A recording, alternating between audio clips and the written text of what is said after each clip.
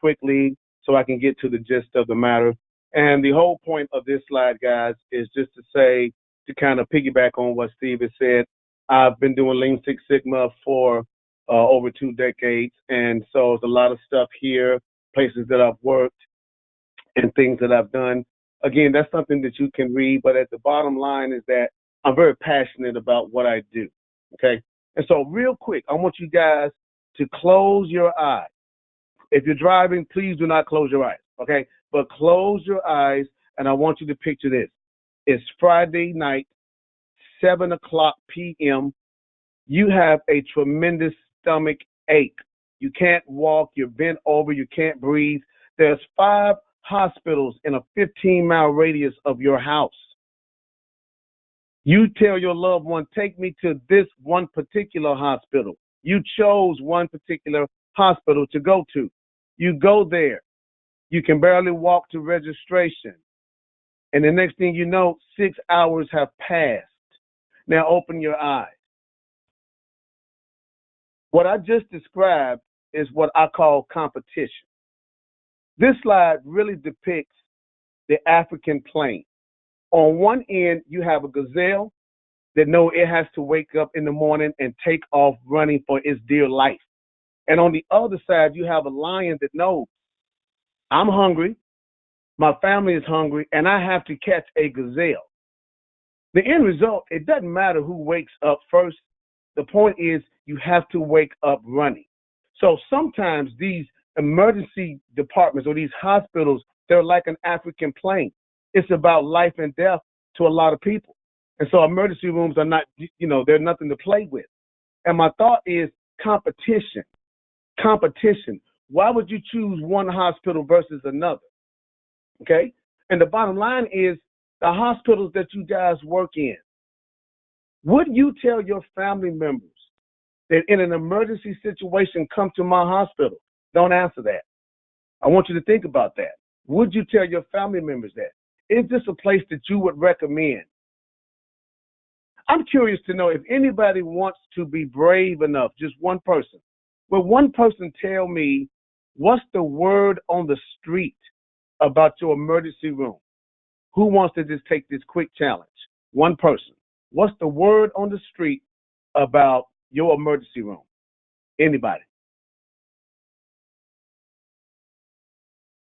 Okay. See, that kind of scares me because I was hoping someone would say, we have the greatest ER in the state of Texas. Okay, so that tells me there's room for improvement in someone's or everyone's mind. That's how I look at that. The bottom line is that patients, guys, they have choices on where to go to. You know right now where you would go to in the emergency situation. For whatever reason, all of you guys have some type of idea of where you would go to because, one, you do have choices. And so what's happening these days is that these patients now, patients who we need dearly, they have access to all types of data. They can go and determine this is the best hospital for that type of surgery. This is the best ED times. You name it, they can find it. They can go to hospitalcompare.gov. They can make up their mind on where to go for service because what is a competitive market and people want to be taken care of. Steve, you mentioned that the emergency room is almost like the front door. I'm going to go a step further and say that it is. And I'm going to tell you why. I say that because studies have shown 50% of the inpatient admits come from the emergency room. That is a lot of butt in beds. That is revenue for hospitals. That is helping community. That is saving lives. The new front door is the ER. Okay? And if you look at it financially, it truly is the cash register of the hospital. I get emails all the time about different hospitals closing down for different things, but I know that you can't stay open if you don't make money. You can't stay open long. So these hospitals, guys, these emergency rooms are truly becoming the cash register for existence, okay? And so at the end of the day, what patients are really looking for, they want you to make them better. They are looking for outcomes. If I got 5 hospitals in a 15-mile radius, Which one am I going to go to? Which one and why? And that's what this is all about. That's what the class is all about. Okay, so I look at things in terms of a process. So what is a process? Well, Webster says a series of actions or steps taken in order to achieve a particular end. Okay, and an outcome is something that follows as a result or consequence. So if I put these two together, an outcome is the consequence of a process. But what is a process? What is the process? I'm not going to read all this, right? But the bottom line is, if we're talking what a formal process is, let's break this down. In an ED, you need process synchronicity. You need everybody to be clicking. You need process standards, whether it's clinical, evidence-based practice, clinical-based practice. You need standards. You need process intelligence. You need to know when someone has been waiting too long or something. You need to know whether it's the bedboard or whatever it is. You need process management. And then you need process improvement strategy. So it's not just a process now in the ER or ED. It is now known as a formal process.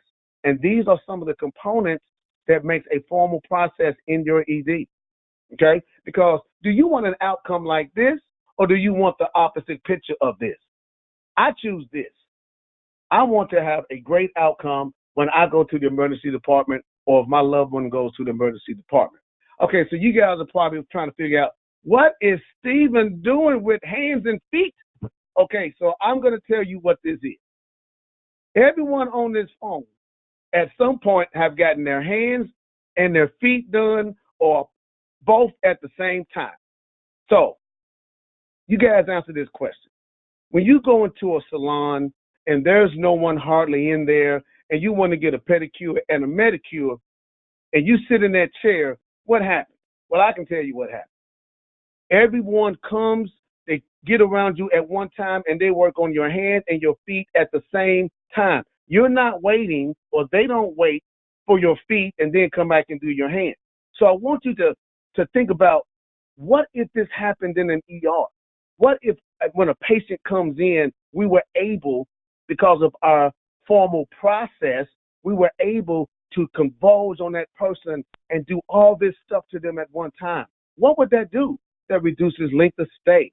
That reduces AMA, right? That drives your patient satisfaction through the roof. Oh my God, I came in and everybody swarmed on me and just took care of me. They got me home, right? So this is the concept, very simple concept, but the concept that I always try to get people to see, because this concept here does not work.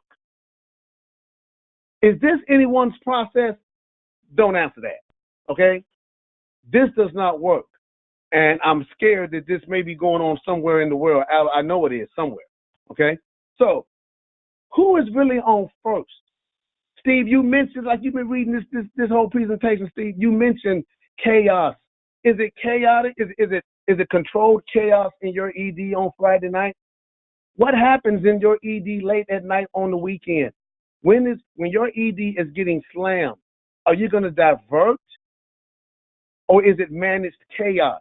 Think about this in regards to your ED, because what's happening now is that everyone needs to become a workflow expert.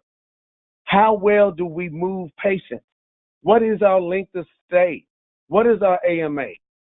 What are our patients saying about us when they get home, when they get to Facebook and Instagram and all these social media things that can hurt a reputation? What are they saying about you? Okay? You got to think about the state of the union of all these hospitals nowadays. Think about this. Y'all remember this? You know, a guy waits 8 hours in the waiting room, dead. You know, look at this. Somebody passes out in the waiting room. I have been in a lot of waiting rooms. It is not a pretty sight, because it's chaos. People not moving. People are getting upset. Okay? It becomes dangerous. So think about this. 71% of emergency department visits could have been treated somewhere else. They didn't need to come to the emergency department. 71% of the time. 50%, excuse me, 50% of medical care is delivered by emergency departments, according to this new study. So now we're looking at this. 71% of the people could have been treated. Okay? And so what does that mean? Does that mean you got to now implement a fast track to take care of those people? What are you going to do about this 71%? What are you going to do about this 50%? What if both come in at the same time to your ED? Can you handle the volume? Can you handle the volume? And that's what this is about. Can your ED handle the volume? And so when we think about process and we think about do we have a good ED, it's all based upon how we measure things. Everybody has metrics of success. And see, one of the things that we like to teach people is these are the right metrics that you need for your process. What is your true process capable of? Does anyone truly know that on Fridays or whatever, when you get your biggest volume, do you truly know what your wait times will truly be? Do you truly know the capabilities of every step in your process? Because if you don't truly know the capabilities of every step in your process, then you're gonna have AMA. You're gonna have bad reviews, right? So it's really all about the metric. And what I'm trying to say is that why do we need metrics? Well, one thing that metrics does, they drive behavior. Metrics drive behavior. Metrics create conversation. A lot of people use metrics as finger pointing. Why are you finger pointing? You're finger pointing because your processes are not formal. They're not in sync. And who suffers? The patient who is waiting in your ED because you're not clear on your metrics. Now, these are some metrics. I don't know if you guys use these, but these are some typical metrics. These may be what you figure you need, or you may need more, right? But the point is your process capable, and how do you measure that? And so let me show you this. So one of the things that I was able to do is, I'm not going to tell you which hospital this is. I will just say it's a hospital in Florida. How about that? And they say that they have the best emergency wait times in the country. So I'll pull this up because I am a patient and I can pull up data around a process. I can pull this same diagram up on any hospital or anyone on this telephone. Okay, so let's kind of look at this. Here's the situation. Patient comes in. First of all, they leave in 2 hours and 26 minutes. Is that good or bad? Then here, they're seen by a doctor in 25 minutes. Okay, so that's one scenario. Let's look at the admit scenario. They're admitted in 2 hours and 55 minutes, but taken to the room in 4 hours and 40 minutes. So look at the gap. Understand the process capability. Think about this. Is this your process? Are you better than this? Okay, that's the first question. Now let's look at this. The waiting time is 25 minutes. Time until sent home, right? Look at that. Time until sent home, 2 hours and 26 minutes. So these are some of the metrics out there that anyone can pull up on your hospital. And my question is, do you think these times are good or bad? Are your times better? So this is just some of the ways that people or patients can look at you prior to even coming to you. I think one of the most incredible things I'm seeing nowadays is that you can make an appointment for the emergency room. I didn't know that I know I'm going to need an emergency room. I didn't know that I need to make an appointment. That's interesting to me. That's interesting to me. So how do you handle a process like that? Okay. Here's some more. Transfer time, 1 hour and 45 minutes, bone break. So again, these are just metrics that any patient in the world can pull up on you to determine if they want to come to your ED. Okay? Now, what I've seen is that when processes are not in place and you're working in chaos, you create workarounds. It's natural. It happens. Okay? But these workarounds can definitely hurt you. Sometimes they may help, but they can definitely hurt you and compromise that patient. And why do we create workarounds? we create workarounds because we don't have a formal process. We don't have it, okay? Because if we did, this is what I call an ugly baby. This could have been me. I don't know. My mom won't tell me. I don't know. But anyway, so this is what happens when you go into a hospital unannounced and you watch the process as is. This is what I do because I want patients to get through the ED or get put in a bed and put in a better situation. So how do I do this? Well, I, first of all, will come into your ED. I might be dressed like this. I don't know. Okay. And I'll come in with a stomach ache. I've been told, that that's a level 3. And, I may come in and they may diagnose me and I may end up drinking a GI cocktail because I have. It almost killed me. Okay. But it's so important to understand the process capability because we have so many workarounds that we come in as secret patients to determine exactly where the process problems are. Okay? And so basically, we have a couple of different options that we can help you in regards to if you truly want to know what your process capabilities are, if you truly want to fix your ED, we have a couple of options for you guys, right? So one of them is the secret patient option, where basically I would come in as a secret patient, right? We call this GIMBA. And for those who are not familiar with this term, if you watch The Undercover Boss, that's exactly what GIMBA is, okay? So I come in as a secret patient, I go through some type of analysis, okay, and then at the end of the day, I give you a complete breakdown of where you're having issues. I give you a breakdown on behavior. I give you a breakdown on how I was treated. So this is one way that we can help you guys out by doing our secret patient option. While we're doing this, these are some of the iPhone apps that we created. We have 3 more coming out. Right now, they're being updated and upgraded because Apple, they're changing things. So these are not for sale right now because we're having to upgrade for Apple. But these are some of the technologies that we use because at the end of the day, I will be able, once I do my journey, I will be able to show you exactly how long I waited, exactly what took so long. You will know. You will know. All right. So that's one option.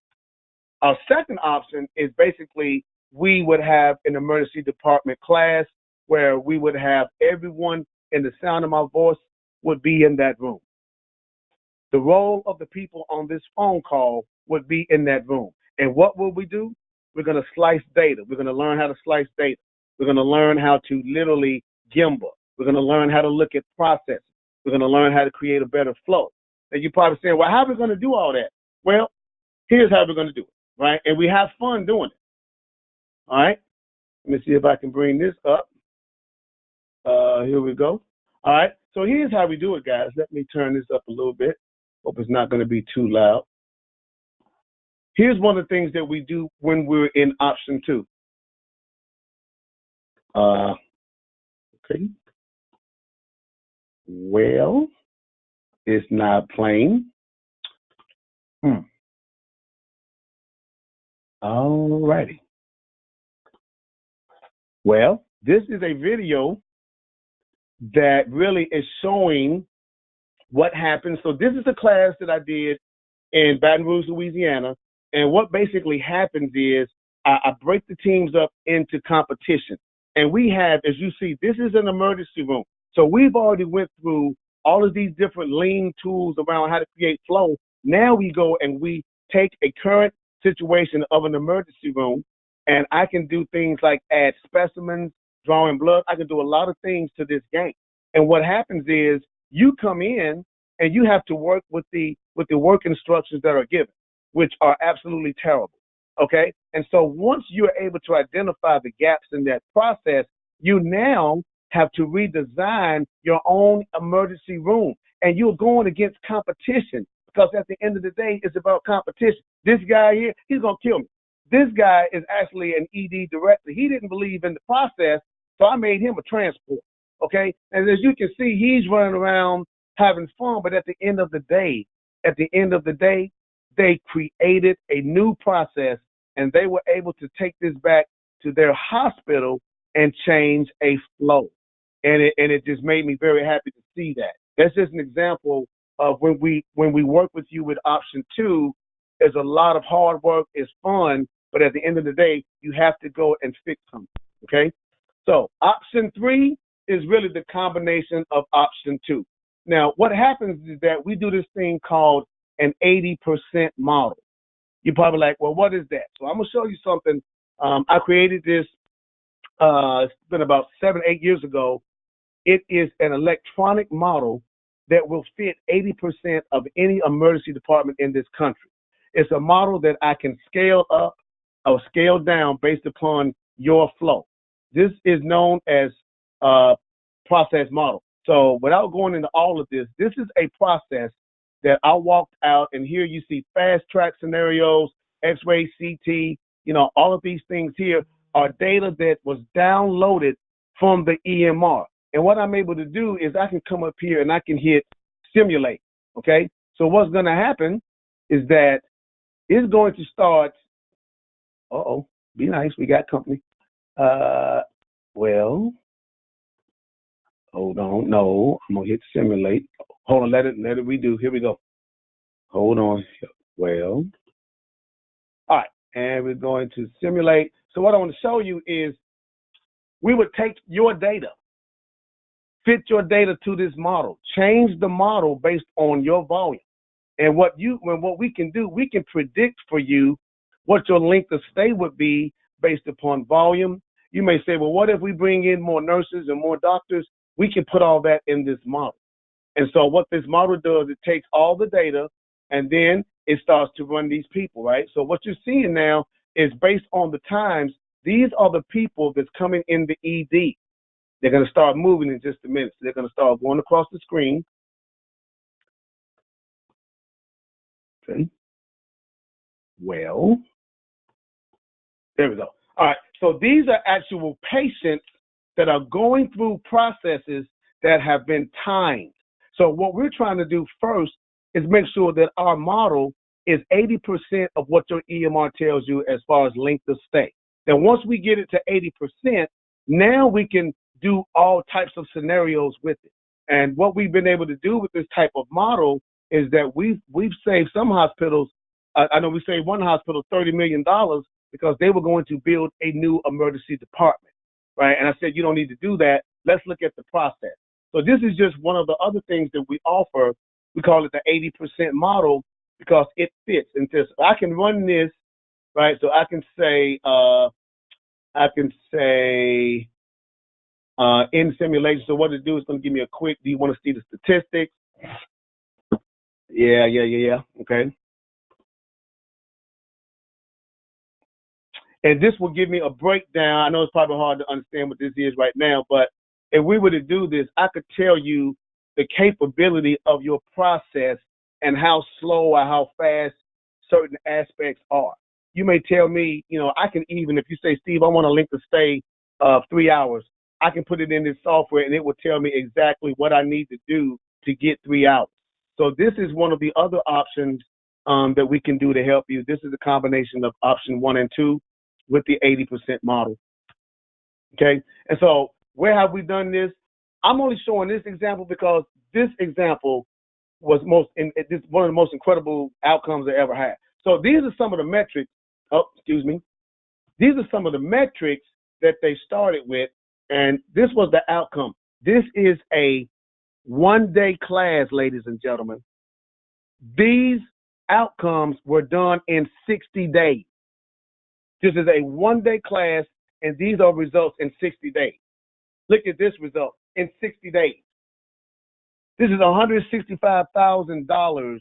This is hard dollar. But the thing that I love about this, they were so good, they built a billboard. They didn't have a billboard when we started this. They got so good and were so proud that they could control their process because they had formal steps. They built a billboard. I said, this is amazing. Okay? And so these are some of the results. And these are 60-day results of that class that we're talking about. And so why do I feel that my group is special? We have nurse practitioners, we have ED directors, I have ED physicians, I have Cerner experts, Cerner, Epic, Meditech experts. They come in and they look at, do we really know how to get around in the system? Okay, and you don't have to bring Epic in or Cerner in and get hit with all that charge. I'm gonna leave that alone, right? We got black belts, master black belts. I have industrial engineers, and then we have this thing, RPA. The big kick going right now is robotics. Everybody wants to introduce a robot, right? And so I have a company that I work with as a partner that we can even look into what can we automate in regards to your system.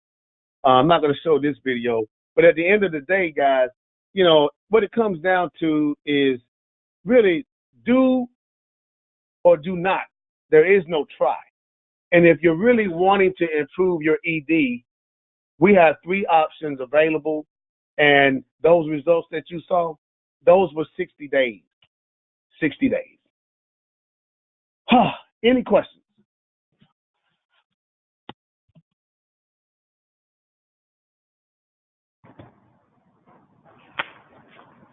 Stephen, I have a question here. Sounds like you're very passionate about this. How long have you worked on this project? The 80% model, or just doing ED type work? The 80% model, boy, that took me, I did that, I can't say the client, that took me about a year to build that out. And so in regards to doing the lean and the ED type stuff, I've been doing that over 10 years. And I've even gone in, like I said, and been a fake patient where I had to drink the GI cocktail. Yeah, I'm passionate, but I got sick in the process. But yeah, we're very passionate about what we do.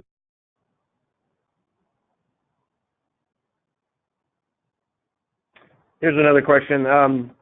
Have you always been able to decrease wait times in the emergency departments you've worked with? Yes.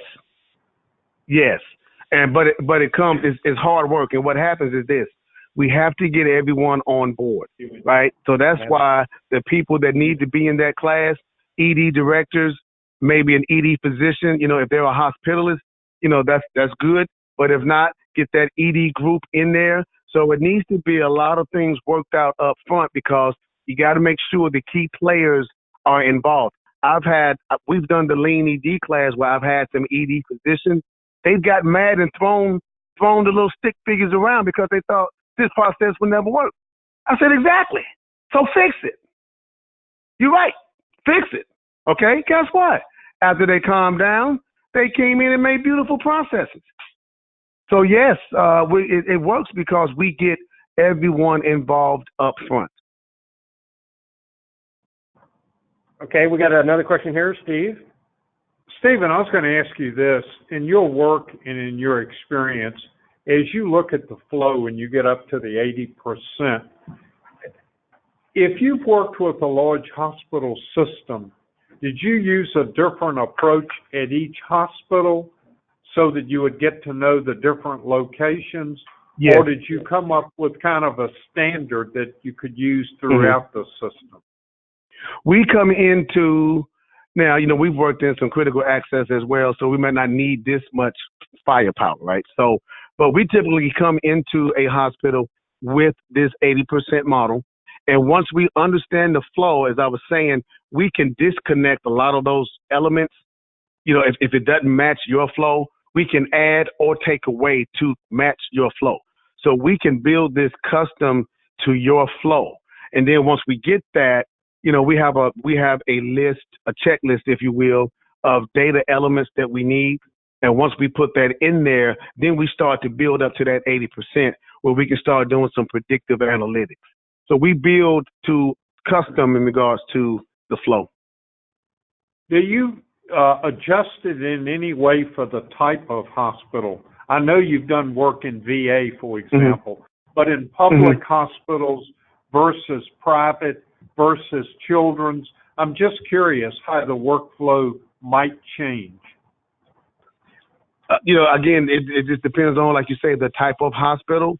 But once we see the process or the workflow, we build it accordingly. and then we have to look at the volume. So everything can change in a model, right? It could be, to your point, we may have to create one from scratch, but we have the modules now. So a lot of these modules are automated. And so if you don't do CT scan, guess what? I don't need it. And so if you just do just straight X-ray with no CT scan, whatever, so we can add that in there. And it just, again, depending upon the type of hospital, we just have to see the flow and understand the volume and understand exactly what you're doing in your hospital, and we can build it. So it doesn't matter what type of hospital it is. It doesn't matter. I have another question here for you, Stephen. How do you determine the cost of these programs that you provide?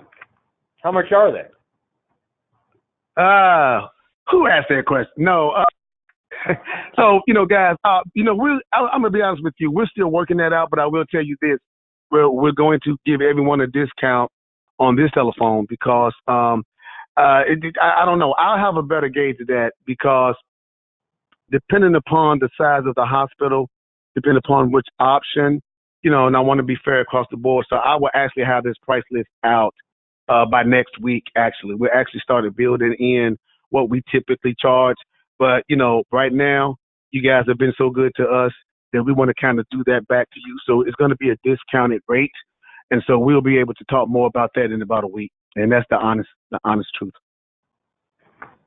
We have another question here, Stephen, and that question is, we realize different sized hospitals, we realize different analysis, but on average, how long does your start to finish take for your product? If you go with option 2, which is just the actual class on your site, that's a 1-day on-site class, okay? And so from that, here's what I didn't put in there, I don't think. From that, you have 60 days post-training. So 60 days, I or my team, we are mentoring you to solve a problem. So when you leave after that 1 day, or if we're lucky, by the time you come in there, you know exactly what it is you want to solve. So in 60 days, you're going to make a difference to your ED. And guess what you're going to get at the end of that? You're going to get a Lean Six Sigma yellow belt because that's going to be using pure Lean and Six Sigma tools, but you have to get it done in 60 days. So that's option 2. Everybody has to get something done in 60 days. Option 3, which includes the 80% model, that depends. It depends on the size of the hospital. If our 80% model matches up to your current workflow, there's no development time there. If we need to take a few modules out, there's no development time. If we need to add different modules for specialties, that may take some development time. So that will kind of be on a case-by-case basis if it's really outside the norm of a regular flow. Now that option 1 and 2, that could be, I'm going to take a stab at this. That could be 100 days, maybe 120 days. If we, it just depends on that specialty in regards to the hospital. So that's why we created the 80% model, so we don't have to do that. So we have 80% of your hospital done by the time we walk in the door. That's the whole point around creating the 80% model. Chris, do we have any more questions pending? I don't believe so. I'll say this. Okay, I'm going to say one client. I think I can say it now. It's been a few years. So we did this at Our Lady of the Lake, which is in Baton Rouge, which I think still is, or at that time was, the largest hospital in the state of Louisiana. And I think at that time they may have had over 200,000 visits per year. And we were able to do the same thing there. I can't really go into results. And I will say this, the hospital that says they are the best in the country, I have been there to see their process. So I know what they do. I know how they do it. I know the gaps in that process, but I do know some of the things that they're implementing that could definitely help a lot of hospitals out. Because in order to really understand what they do, you have to pay to go there and visit with them. But I've already done that for you. Right. Chris is double checking the questions. I don't think we have any questions that are in the hopper at this point. Okay. Well, I'll have pricing out, guys. That'll be done. That'll be done by next week. We already actually started that. And again, you guys are going to get, I'm going to tell you right now, you're going to get a 25% discount. So if somebody should say yay, all right, you're going to get a 25% discount, guys, because you guys have really supported us, and we want to make sure that we appreciate that. Well, we appreciate you, and this has been an excellent presentation. And I don't know if you have some closing comments you'd like to make, but we want to take this time to thank you for this presentation and thank you for your expertise and thank you for the work you've done in our foundation, especially in some of the training you've given many of the people that have participated in some of the work we've done in our HIN. Yes. I guess the only closing comment, most of you guys maybe know this, but again, just going back to why I started the company, it was because my brother died of CLABSI, and at that time I didn't know what it was, but once I realized what it was, it made me so mad because to me that was a process that failed. And so from that is why Six Sigma Tech exists. And I still have that same passion today. For those who know me, you know what I mean. And so, everything that we do is going to be passion, is going to be patient-centric, and it's all about bringing everybody together. So if we were allowed to work with you on this level, you would get that same enthusiasm, same passion.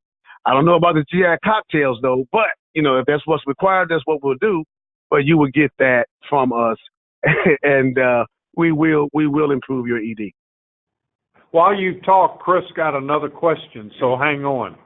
Have you had experience, Stephen? Have you had experience with helping trauma-level hospitals move to the next level? We've done some work with that, yes. Yes. That's important, especially in Texas, as you know. Yes. We have a trauma system that level 1 being obviously the most intense and the most acute, all the way to level 4, which is still extremely important. Level 4 helps stabilize patients in many cases to get them to a level 2 or level 1 trauma. So that's very important in Texas. Yeah, well, if you look at, like I say, Our Lady of the Lake in Baton Rouge, I believe they're level 1 as well. And we've done work with New Orleans East, but I don't think they're level 1. But we've also done some work, some outside work with Oshner to a certain point. So again, working there, that gave us a lot of experience in regards to a level 1.